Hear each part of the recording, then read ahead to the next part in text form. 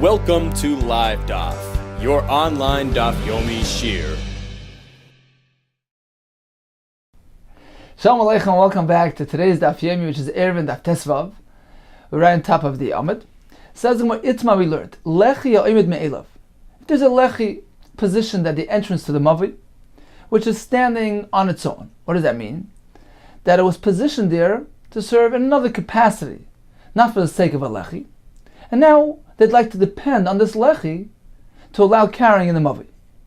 Abaya mahavi Lechi, you can use it as a Lechi, although it wasn't positioned there for this purpose. It's okay, it's a post, it can serve as a Lechi, and this will allow carrying the Mavi.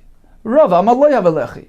It cannot serve in a Lechi capacity since it wasn't established there, it wasn't positioned there with this in mind.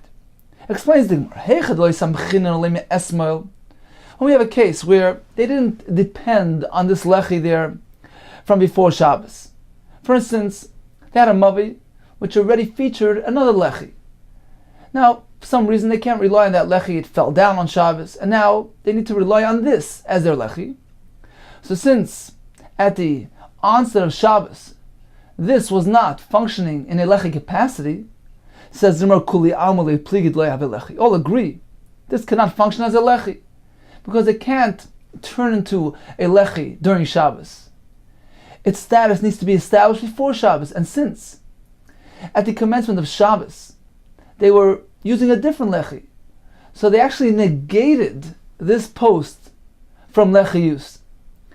Therefore, it certainly does not provide any heker, any indication of separateness. It can't turn into a Lechi on Shabbos.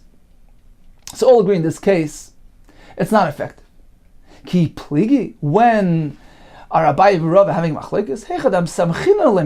In a case where they would like to depend on this Lechi from before Shabbos, meaning there's no other Lechi present there, they'd like to use this as a Lechi at the end point of Shabbos. The question is, can they use this or not? Abaye Amar Havi Lechi. It can be used as a Lechi. Since they are relying and depending on this Lechi from before Shabbos, although it wasn't built for the sake of Lechi, but since they are depending on it, they are using it at the commencement of Shabbos, it provides heker. It's considered to be an indicator of separateness, since it's functioning right now in the capacity of a Lechi. Rava Amalai of a Lechi, it can't be used as a Lechi. Kivan Mikara, since initially Lavadaiti Dahachi Avidi, it wasn't created and positioned for the purpose of Lechi use. Lo Yav Lechi, it cannot serve in a Lechi capacity. Let's take a look at Rashi, up on top of the Amud on the first line. Ha'imid me'elav, explains Rashi, Shlo Yukba Shom L'Shem Tikkun Mavi. It was not positioned in its place in order to adapt to enable the Mavi for carrying. Lo Yizminu L'Kach. It wasn't designated for this purpose. The Gemara tells us, all agree when they did not depend and rely on this Lechi from before Shabbos. For instance, Shahaya Sham Lechi Acher, there was already another Lechi that was being used. It fell down on Shabbos. Now they'd like to turn to this Lechi and use it. All agree in this case, it cannot turn into a Lechi on Shabbos, because generally speaking, the halachos of Shabbos are determined and established at the onset of Shabbos, at the beginning of Shabbos. So since this wasn't serving in a Lechi capacity at the onset of Shabbos, it cannot turn into Lechi on Shabbos. All agree. The question is, when they would like to use this for the entire Shabbos, Abaye says, sure, no problem. Rava says, since it wasn't built and established for this purpose, it doesn't provide indication of Lechi, it doesn't have that separateness to it, it won't function in the capacity of a Lechi unless it's been established for this purpose. Now the Gemara is going to proceed and tell us that we figure that this concept will apply to any mechitza, meaning that according to Rava, unless a mechitza was established for the sake of mechitza, to contain, to enclose, it will not be effective, will not have a din of mechitza. Let's see the Gemara. The Gemara at this point figures ki heichi the pligi lechi, the same machlekes that Abaye and Rava are having pertaining to a lechi, pligi nami b'mechitza. The same thing will apply to a mechitza. That if the mechitza is prepositioned for another purpose, or let's say it's a natural phenomenon, you have a boulder that is creating a partition. So it's something which wasn't established for the sake of a mechitza. It's just a natural phenomenon. According to Rava, it cannot have a din of mechitza. Mechitza also depends on intent, on planning, on purpose. If you establish a mechitza for the sake of enclosing an area to designate for personal use, etc., then it works. But it's just a freestanding mechitza without this in mind. According to Rava, it won't work. According to Abaye, it will work. So again, Kehecha de pligi belechi, pligi navi mechitza, toshma. Let's bring a raya to this machlekes. Ha'isa sukkasa ben elonis. We learned that if one builds his sukkah between the trees, v'ilonois defanois lo, and the trees themselves are functioning as walls for the sukkah, ksheira, you can use the sukkah. So apparently, even trees which were not built for this purpose, they were not designated for mechitzas, they can be used as walls for your sukkah. So it's a kashan rav. Says the Gemara, Mayaskina was speaking about a case shenata mitchil lekach. He planted these trees for this purpose to be used as a mechitza. Says Mayachi, if that's the case, pshita, then that's partially self-evident. Why? Why would I think it doesn't work? What's the chiddush of the Mishnah? Says my mom with the tema, perhaps I would think, ligzar, we should be concerned, dilma asilish tamusha b'ilan. Perhaps this is going to lead him to actually use the tree on Yom Tov. A person cannot use a tree on Yom Tov. So perhaps this would be reason not to allow him to use the sukkah. Kamash malan. So the chiddush here is that we have no concern. Toshma, let's bring a raya from the following halach. Hayasham ilan oigader. If there was a tree or a fence over there, it's referring to the pasei birois, which we're going to learn about as Hashem, the second parak. There's a well in Rishus Harabim, and the Chachamim were concerned, wanted to make sure that the oilei regal, the Yidden that come to Yerushalayim, will have enough water supply to feed their animals. So therefore they allowed one to construct pasei birois, boards, posts, around the bur b'Rishus Harabim, as we see in the diagram on the right side in Rashi here. So we have the bur in the middle, which is surrounded on four sides with these L-shaped posts, which create an enclosure. And the area contained within these posts is considered Rishus HaYachid, which allows drawing water from the bur, which is Rishus HaYachid, to the area outside the bur, which now constitutes Rishus HaYachid. So these four posts are called diyumdin. Diyu means two, umdin means posts. So you meant to construct these posts around the bar. Says the Brisa, Hayisham ilan agader. If there was already a tree or a fence around the bar, or or a mechitza of reeds, nidain mishum dyumad. It can be dealt with like a dyumad, meaning you don't need to actually construct it yourself. You can use these pre-existing landmarks. So we see that these things, even though they're natural phenomena, ilan or chitza sakonim, or let's say the gader that was not built for the sake of mechitza, can be used as a mechitza. That's Kashan Rava. That's Marchanami, my skin here too, is speaking a case asam tchil lekach, that he established these things for the sake of mechitza. If that's the case, my kamashman, what's the chiddush here? Kamashmalan, the Bryce is teaching us, chitza sakonim. This was on the list there. Chitzas hakonim is kone pachas mishlosha tfachim. It's describing a partition of reeds, in which case you positioned a kone alongside a kone, both upright, situated within 3 tfachim of each other, which is less than lavud. As Abai asked of Rava later in the second parak, whether this type of mechitza can work for the diyamdim, and apparently Bryce is teaching us yes. This is what the Brisa means with chitzas hakonim, a partition made with this type of setup of these konim.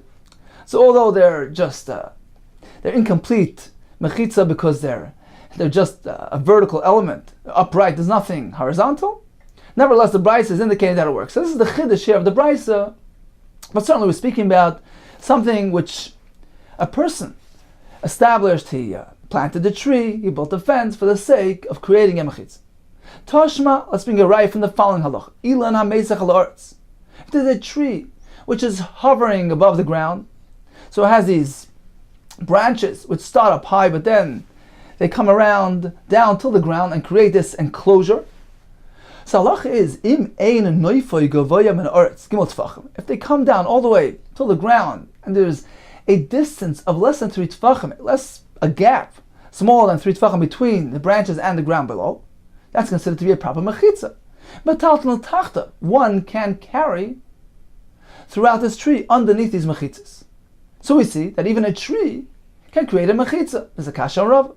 Hachanami here as well, but Ma'askina was speaking in a case notim tchil kach, that initially he planted this tree for the sake of creating an enclosure. Says the Gemara, if that's the case, Yachi, the talta bekuloi. Why can't he carry throughout this entire tree, regardless of its large size? Aloma amar v'huna b'ed v'shua. Why did he tell us? A metalton boy, ela b'eisayim. One can only carry under this tree if it is a small-sized area, up until the shear of base sa'asayim. So an area where you can plant 2 sa'ah of seeds. So this is generally a shear applied to an area which isn't properly enclosed, meaning it's an area enclosed for a non-residential purpose. As we're going to see in Rashi, this is learned from the shear of the Chatzar Mishkan, the courtyard around the Mishkan, which was a non-residential enclosure. So anytime you have a non-residential enclosure, we don't allow carrying throughout it if it is a large area which resembles a carmelis, which is an unfenced area, like a field, like a forest. So in any case, we see that this concept is applied to this tree, because Rav Huna tells us that only if it's a small-sized area, a beis hasayim, which is considered to be appears like something for personal use. It's a small area, then it's okay, even though it was not enclosed for residential purposes. But if it's large, the beis hasayim, it appears like an open, unfenced area, like a carmelis. So why does this apply to the tree? If the tree was planted for this purpose, you wanted to create an enclosure, that's called hukaf ladira. It's enclosed for residential purposes. If it's a freestanding tree, just a naturally growing tree, then certainly we understand that it's not really enclosed for residential purposes, and we have the sheer beis hasayim. But if you tell me that he personally planted it to create a mechitza, then regardless of its size, he should be allowed to carry within it. Says the Gemara, even though he planted it, it's still deficient. Mishum davedira shetashmish al-aver. This residency inside this tree is not for its own sake. Why is he living there? He's living there simply to watch his field. Shetashmish al-aver. It's serving the aver, the open space outside the tree. He's sitting there simply to watch his field. Whenever we have a residency that's intended for serving an open area like a field, that's not considered to be a residential area, a metalton ba'ela beis hasayim. So we can't be metalton in this enclosed area unless it has a shear of 2 sa or less. But if it's a large area, then it's considered to be loy hukaf ladira, a non-residential enclosure which does not allow carrying within it. Let's take a look at Rashi inside, 17 lines from the top. A metalton boy. So Rav Huna ben Yeshua tells us that if this enclosure, this under this tree, is too large, you cannot carry within it. If it encompasses an area which is greater than 2 sa, kechatzar mishkan, which is equal to the courtyard around the mishkan. V'shir zeh nasnu chachamim. This formula, this shear, this area, the chachamim applied the chol hekif. Any enclosure, hamasukan, which is enclosed, but ve'ena masukan called tzarchay, not properly enclosed. Keep going, for instance. The mechitza she'imba shesi ve'erev v'hipirka, I'm going to learn later. A mechitza does not contain both elements of vertical and horizontal, so it's a temporary mechitza. It doesn't appear like a residentially constructed mechitza. That's one example of an improper enclosure, or we have a proper mechitza, but it was not for the sake of residing within it. That's later on. So these two examples are situations where we have a non-residential contained area. Chacham apply this shear to these type of examples. So if it's an area of 2 sa or less, that's small enough to be considered designated for personal use, does not resemble an open, unfenced area like a carmelis, and can be used. But if it's larger than that, it cannot. V'achanami here as well. Explains Rashi, if this tree is freestanding, was not planted by this person, we understand, we have the limit of 2 sa. Why? Since it wasn't created for the purpose of residing within it, Shiur, the Chacham applied this Shiur because it's considered to be a non-residential enclosure. But if he personally planted it to create this enclosure, it's a residential enclosure. Why is he limited? Says the Gemara, even in this case, it's considered to be an inferior enclosure. Certainly he planted it for this purpose. He enclosed it to reside in it. This residency inside, it's not intended for its own sake. It's intended to serve the open space outside this tree. So that the watchmen of the field should reside in this place. And this tree is asuya, intended to protect from the sun, so that the shomrim could sit there comfortably to watch the fields. And therefore we have the limit of 2 sa. If you have an open space, an unroofed area, which is being used as a residential area, these examples, like a courtyard, I feel yud kurim, even if it's a huge area, mutter, you can carry within it because, even though it's unroofed, but it's made to reside in it. It's a residential enclosure. But conversely, whenever we have it, even a covered area, but its intended purpose is to serve an open area, it's like these guard booths that are constructed in the fields. In this case, it does not have a status of a residential area because it's serving a non-residential area. If it is a size of 2 sa, you can carry within it.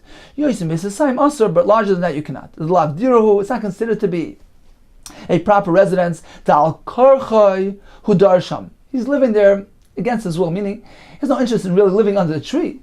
He's simply living there to serve the purpose of the field. So that answers our question. So although he actually planted the tree, he created this enclosure, but it was for the service of the field, and therefore it's considered to be a non-residential enclosure, which is limited to 2 sa. Continues the Gemara on the first wide line. Toshma. Let's bring a raya from the following halacha, getting back to our question, whether a mechitza, which was not constructed for the sake of mechitza, does it have a din of mechitza? According to Abaye, yeah. According to Rava, no. Toshma, let's bring the following raya. Shavas betel. If a person began his Shabbos up on a mound, Shu Gavay Asara, which is 10 tefachim off the ground, and therefore is considered as though it's surrounded with mechitzes. Now, how large? What was the surface area of this elevated mound? V'hu ma'arba ames. It's anywhere from 4 ames, meaning 4 by 4 ames, vad beis asayim, up until an area of 2 sa, because again, this is a non-residential enclosure. So up until 2 sa, the mechitzas here are considered to be effective. So he has this area which is between 4 ames and 2 sa. V'chein, or in a case of beneka, he began his Shabbos sitting in this pit, shu'am makasar, which is 10 tefachim deep, which is considered to be enclosed by mechitzas. And what is the size of this area? V'umar ba'ames is anywhere from 4 ames vad beis asayim until 2 sa. Or a third example, v'kama ktsura, or he's sitting in a clearing, middle of a wheat field, for instance. So the kama, these are the stalks, ktsura, which are cut. We have a clearing, and there are stalks, standing stalks, which are surrounding this clearing, which present a mechitza around it. So this fellow, he began his Shabbos in this area. So this area, since it's a self-contained area surrounded by mechitzas, are considered to be his personal space. We know that a person may walk 2,000 ames beyond his home, beyond his enclosed area in which he had resided at the onset of Shabbos. This entire area is considered to be his personal space, and is not reckoned in the number of 2,000 ames.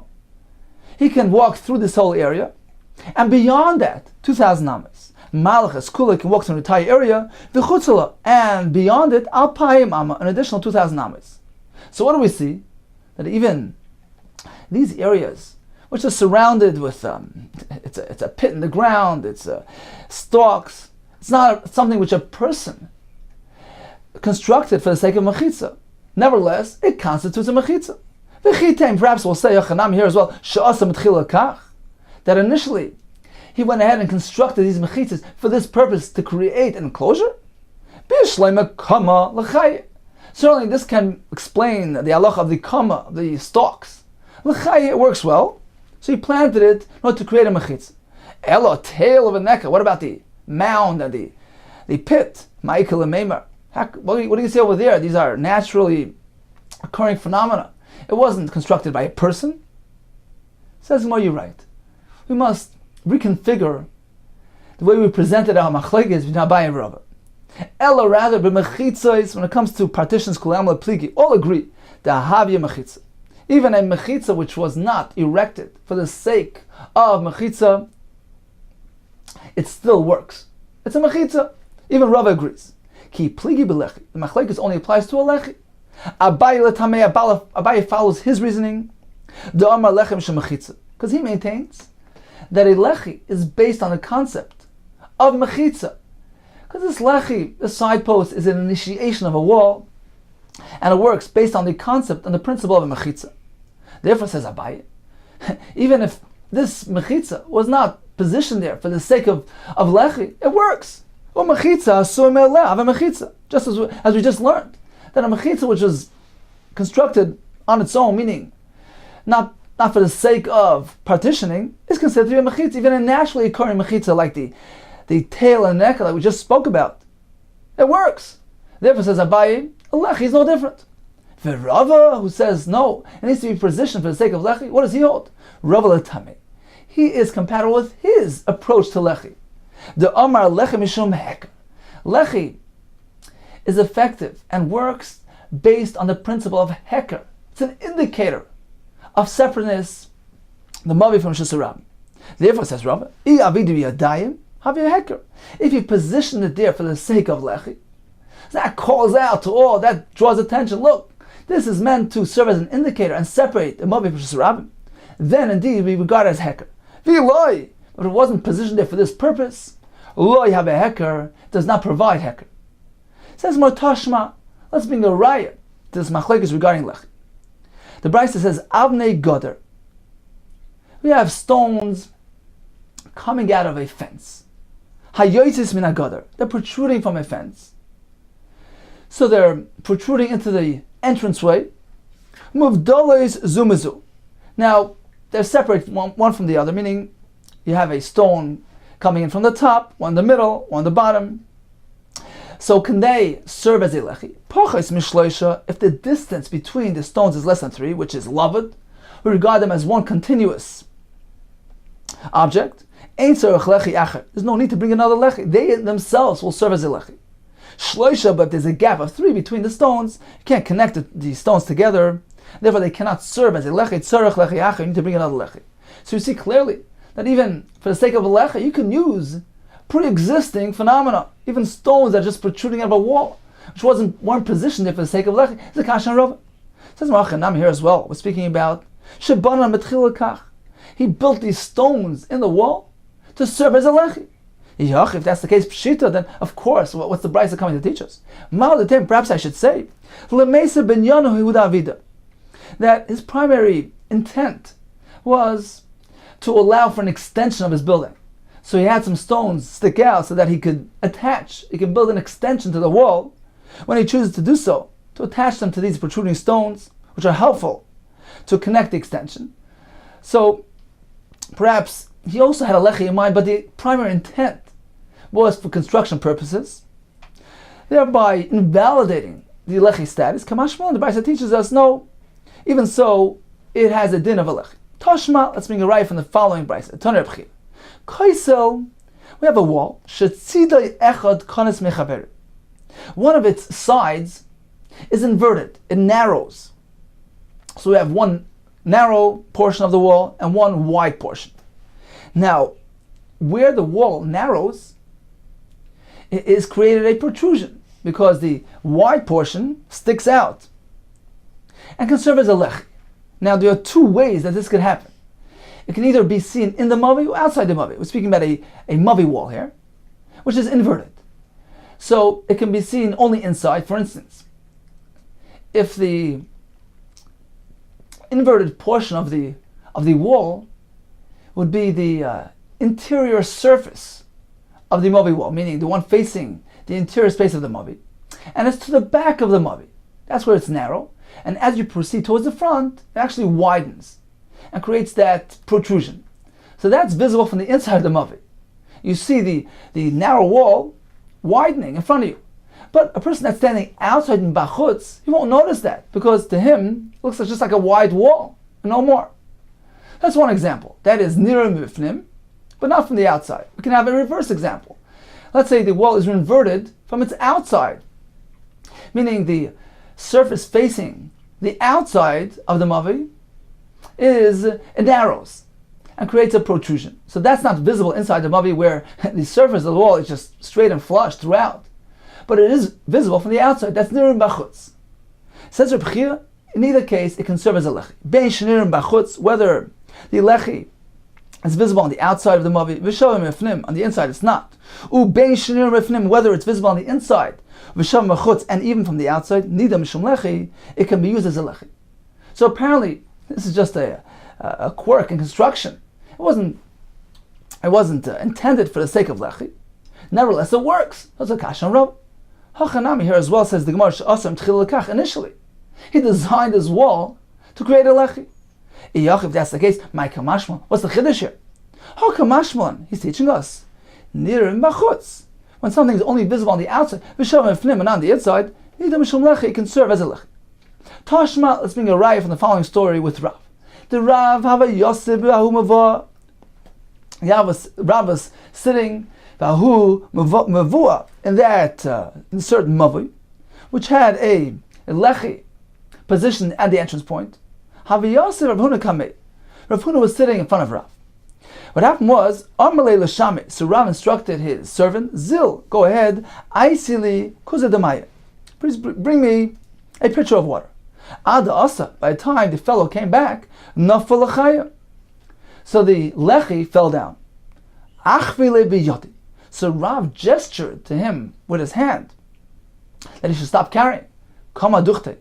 So he stood in place and he stopped. Amalei Rav Huna. So Rav Huna turned to Rav and he said, what's the problem? Lo savala mar lismech adikla. Do you not want to depend on the palm tree which is standing at the entrance point to the mavi? Why can't that be used as a lechi? So Rav responded, it appears like this Rabbanon here is commanded parshi in shishmaita, like he hasn't fully understood the topic at hand. How could you suggest that I rely on this tree? Did we depend on this thing from before Shabbos? Meaning we had a legitimate lechi here until this point. So that tree was pushed away, it was negated from being used as a lechi at the onset of Shabbos, so we can't use it. Says the Gemara, this indicates to us that the reason why he wouldn't rely on it was not because it wasn't positioned there for the sake of lechi. Taima, the samchinan. It's only because they didn't depend on it from before Shabbos, so it can't turn into a lechi on Shabbos. Ha samchinan, but if they would have depended on that before Shabbos, it can't be used as a lechi, although it wasn't positioned there for that purpose. So this is a raya to Abaye, who tells us that if the lechi is being relied upon and depended upon at the onset of Shabbos, it can be used, although it was not built for the sake of lechi. So it's a raya to Abaye. Says, well, 1 second. Who says that the way we are presenting the machlekes Abaye v'Rava is correct? Perhaps we can switch things around, in which case it will actually be a kasha from the story of Rav on Abaye. Lema, let's perhaps suggest that Abaye v'Rava, but the loy samchinan olei pligi. The machlekes between them only pertains to a situation where they did not depend on this lechi from before Shabbos. There was another lechi present, they didn't need it. And now during Shabbos they decided to depend on it. In that case, Abaye says it's still good. According to Rava, it is not, because it doesn't provide sufficient heker when the switchover occurred during Shabbos. So that's where the machlekes applies. But in a case where they like to depend on this lechi from the onset of Shabbos, have a lechi, all agree it can be used. In which case, this story of Rav would concur with Rav's shita, because Rav says, well, we didn't depend on this before Shabbos, we can't use it. Which doesn't conform with Abaye, who says, even in that case, the lechi can be used. Just the opposite, Rav will conform with Rav. Says where you can't present the machlekes between Abaye and Rav in this case. You can't suggest that if they depended on the lechi from before Shabbos, all will agree, even Rav agrees that it's mutter. You can't suggest that. Why? Because we have a story that who barka, because there was this certain porch, the Hava Bei Bar Chavu, that was in the home of Bar Chavu, which was supported by a beam, which actually was situated near the entranceway to a mavi, and could have been applied as a lechi. And what happened there? V'avo pligi ba'Abaye v'Rava, and Abaye v'Rava had a machlekes regarding the use of this beam as a lechi, since it wasn't positioned there for the sake of lechi. So they had a machlekes kuli shenayu throughout all the years, throughout their entire lifetime. So apparently, although one wished to depend on this beam at the onset of Shabbos and apply it as a lechi, Rava maintained it could not be applied as a lechi, since it wasn't positioned there for this purpose. Whereas Abaye maintained that despite the fact that it was serving as a post, as a support beam, it wasn't placed there for a lechi. It can be used for a lechi, provided that he decided to use it from before Shabbos. As we learned in the story of Rav, that you can only use it in that case. But if it's something which just changed on Shabbos itself, all agree that can't be applied as a lechi, because even Abaye, who holds that lechi works with the concept of mechitza, therefore he says that even if it wasn't placed there for the sake of lechi, it will work just as a mechitza can work regardless. But even Abaye agrees, as Tosfos earlier explains, there is an element of heker that needs to take place. So since this lechi was not inaugurated at the onset of Shabbos, it's lacking that heker, it's lacking visibility and recognition, since that must be determined at the onset of Shabbos. And at the onset of Shabbos, this wasn't being used as a lechi. Even Abaye would agree. It doesn't function as a lechi. It's not providing adequate heker. You can't create the heker on Shabbos itself. That gets determined at the first point of Shabbos. This is not being used as a lechi. Then it cannot turn into a lechi on Shabbos. That's not considered to be adequate visibility and appearance as a lechi.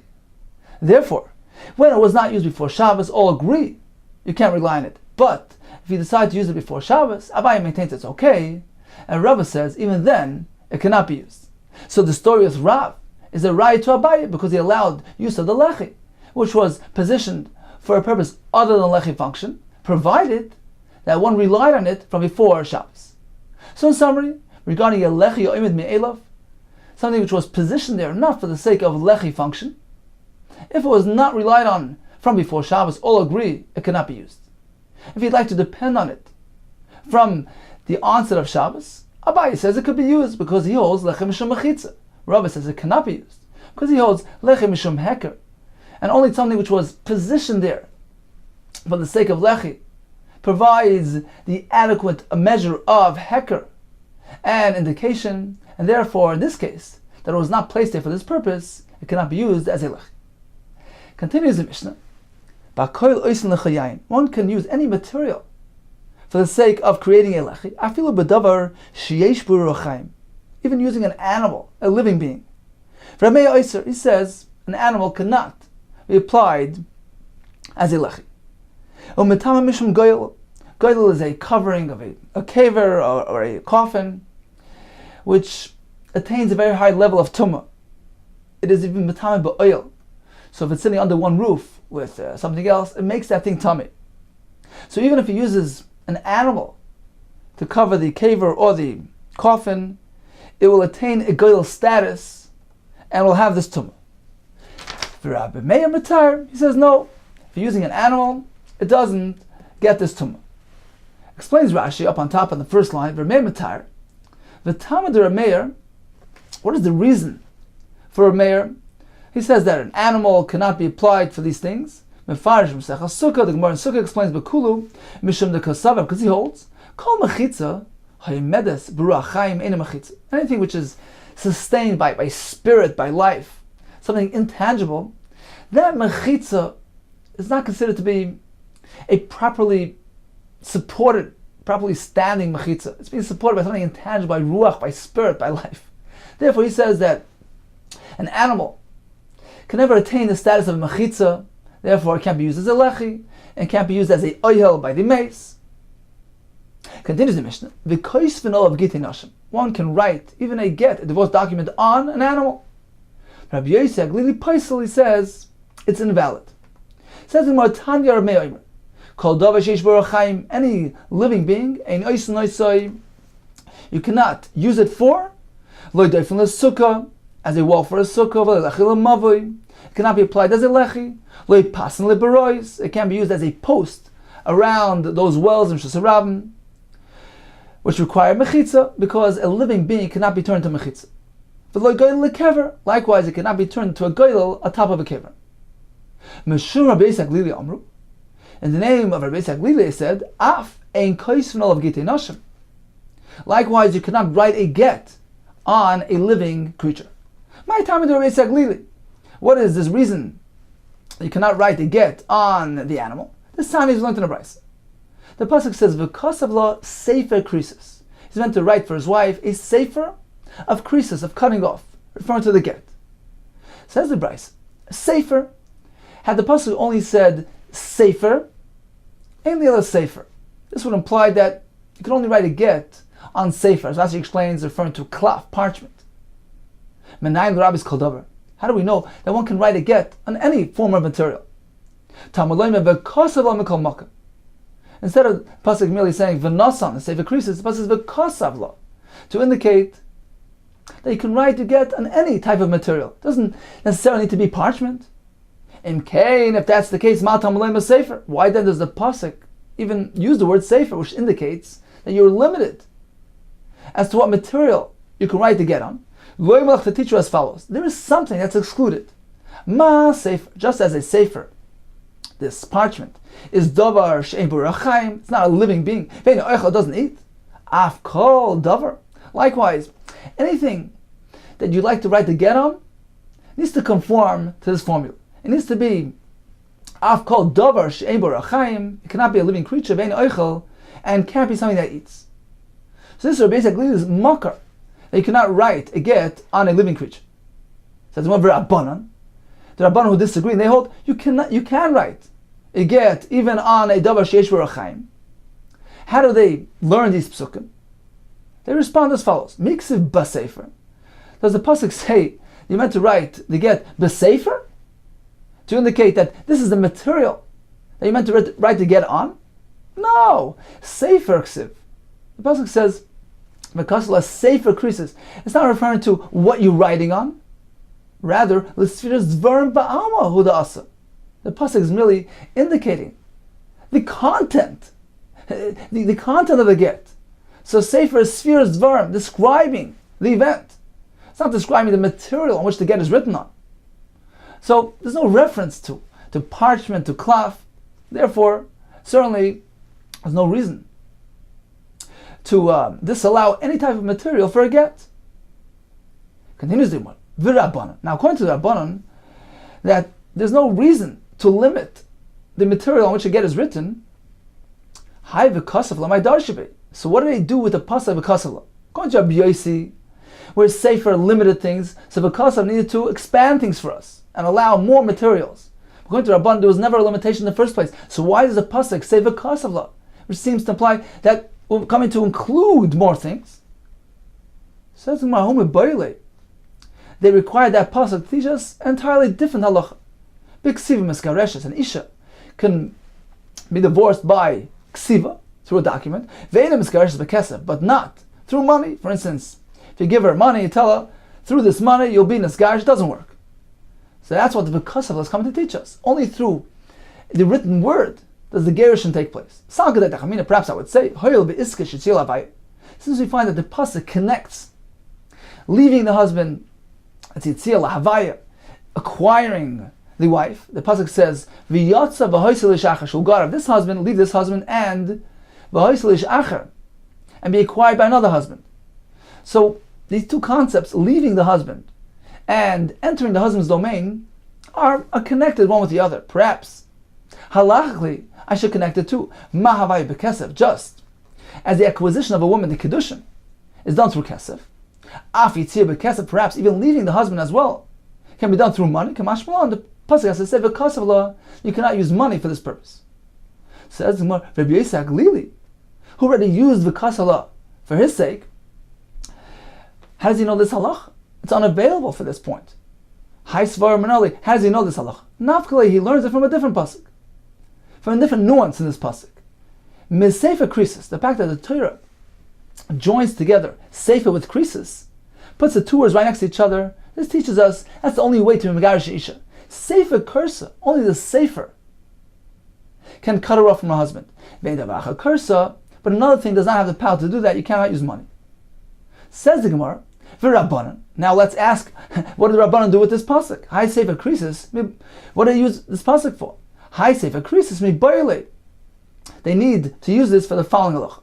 The davar hakir is b'nai lebina, come to teach us that the gerushin needs to take place in a manner where she's completely cut off from the husband without any long-term commitments.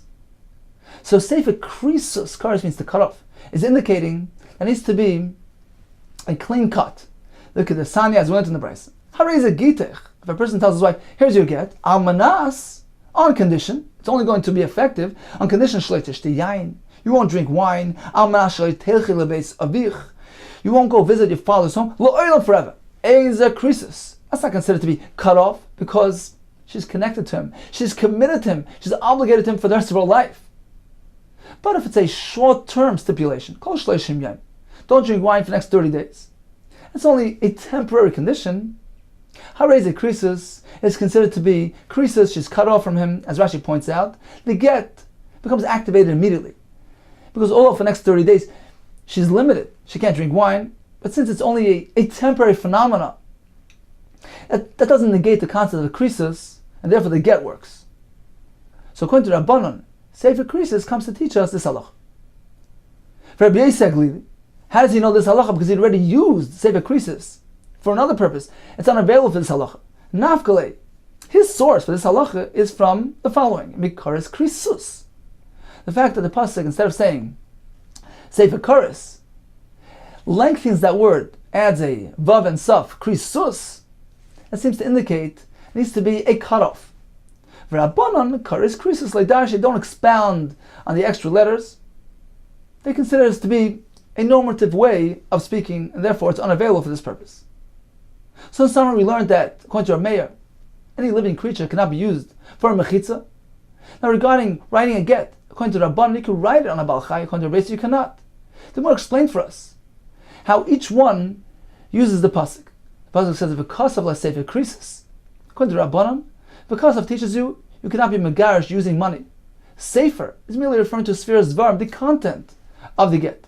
Sefer krisis teaches us it needs to be davar akuris, a complete cutoff without any long-term commitments, without any commitment that stretches through entire life.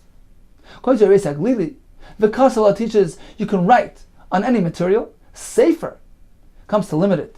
It can't be something which is ru'ach, an animal. Sefer krisis tells you cannot be megarish using money, and krisus comes to tell you it needs to be a cutoff without any lifetime commitment. Continues the Mishnah. Shayora shechansa b'bika.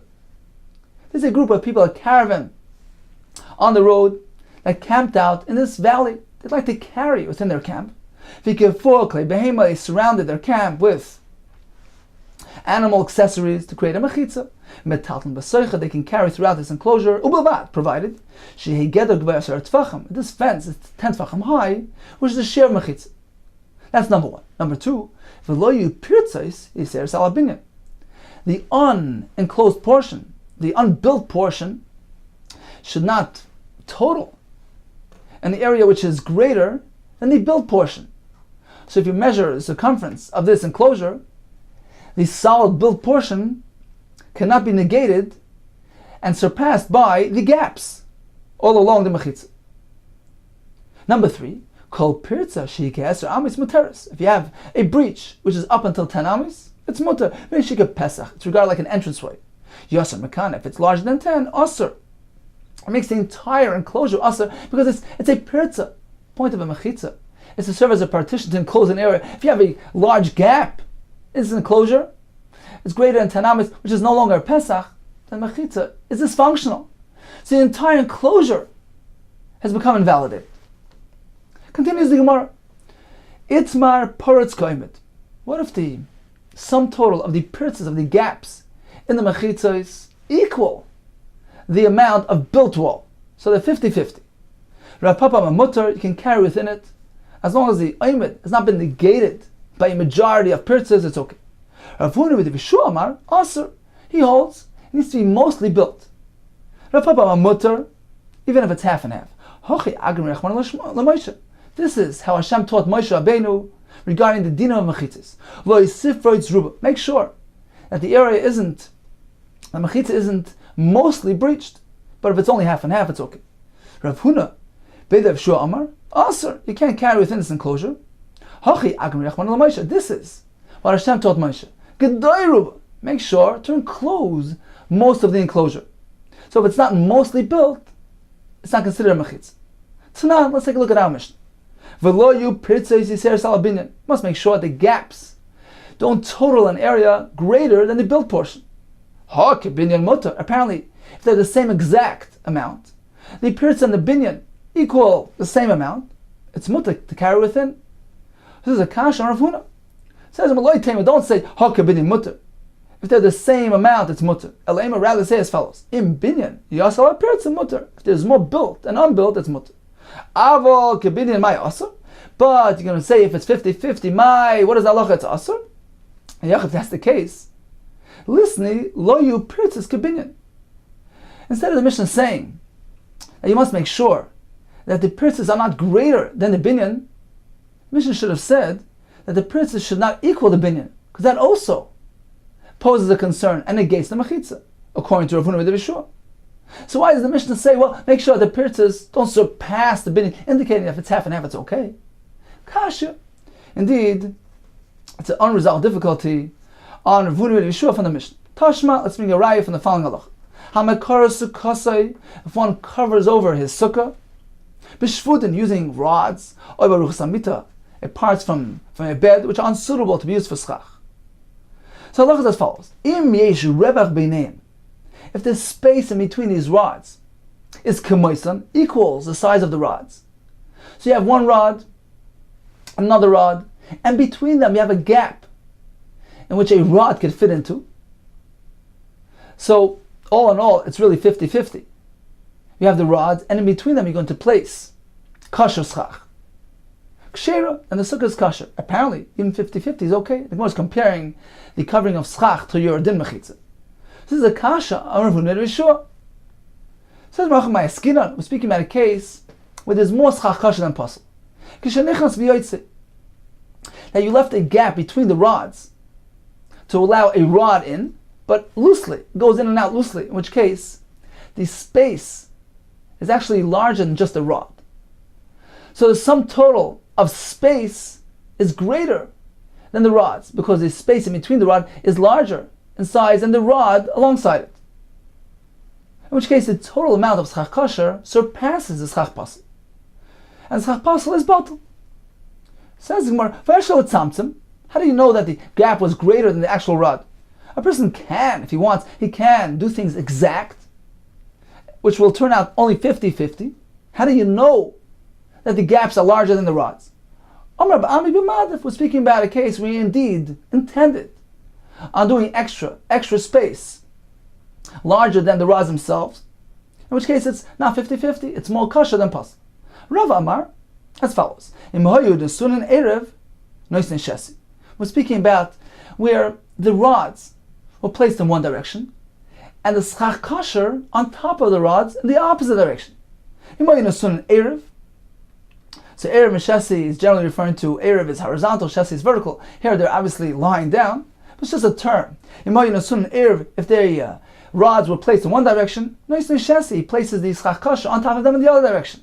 Shesi, if the rods were placed in this direction, Erev, schach kasher placed on top of them is placed in the other direction. In which case, there will be more kasher than possible. Why? Because once he's placing the schach kasher on top of the schach pasel in the other direction, so number one, he's covering up the gaps. So let's say it's 50-50, 50 gaps and 50 rods. So he's covering up the gaps, making 50-50. But he's placing the schach kasher on top of the schach pasel in order to support the schach kasher, which is being supported by the schach pasel beneath it. So since the schach pasel is being covered over by schach pasel as well. So you have an additional area which is covered by schach pasel. Not only the gaps are being covered exclusively by schach pasel, but even at least some of the schach pasel is being covered by schach kasher, which is supporting itself on schach pasel.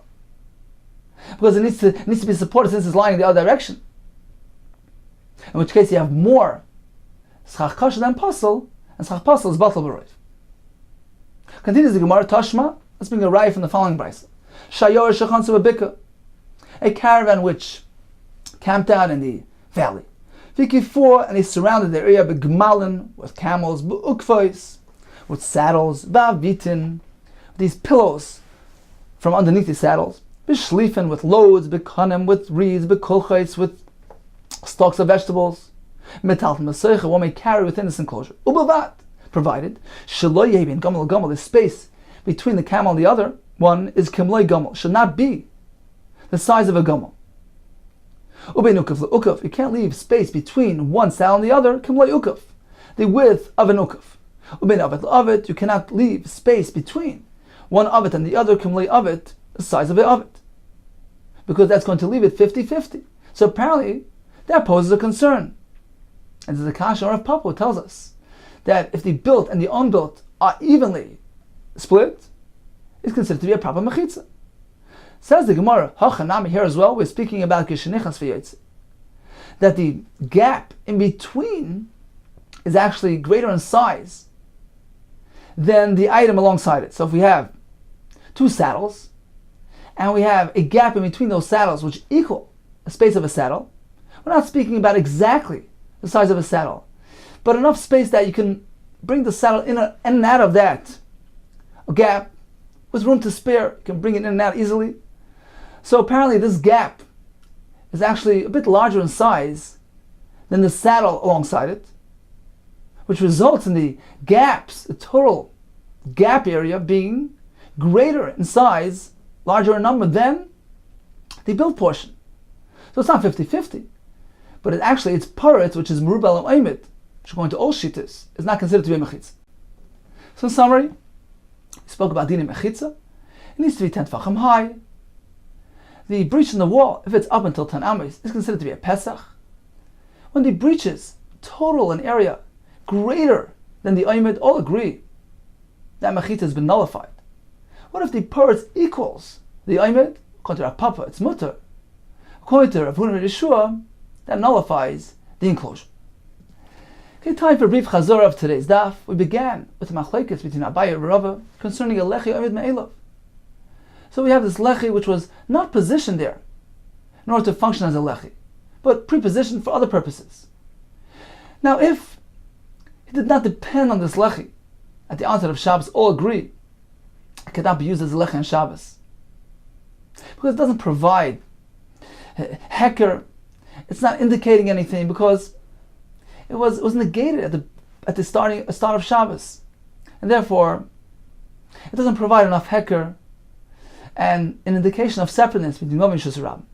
What if he was samech on Shabbos? He relied on this thing from before Shabbos. According to Abaye, it's kosher, despite the fact it wasn't positioned there for the sake of the lechi, because lechi mishum mechitza. Just as a mechitza would work in this case, a lechi as well. According to Rava, lechi needs to work with the concept of heker. And since it wasn't positioned there for the sake of a lechi, it doesn't call enough attention to itself. It doesn't provide enough heker and can't be used. We learned that according to a mayor, an animal cannot be used as a mechitza. And we learned regarding a get, according to the Rabbanon, you can write a get on even an animal, according to Reisi, you cannot. We proceed with the halachas of mechitza. It needs to be 10 tfachim high. The pirza in a wall can be up until 10 ames and still be regarded as a pesach. If the breached portion of an enclosure is greater than the oimid, it's puzzle. If they're equal, we have a machlek.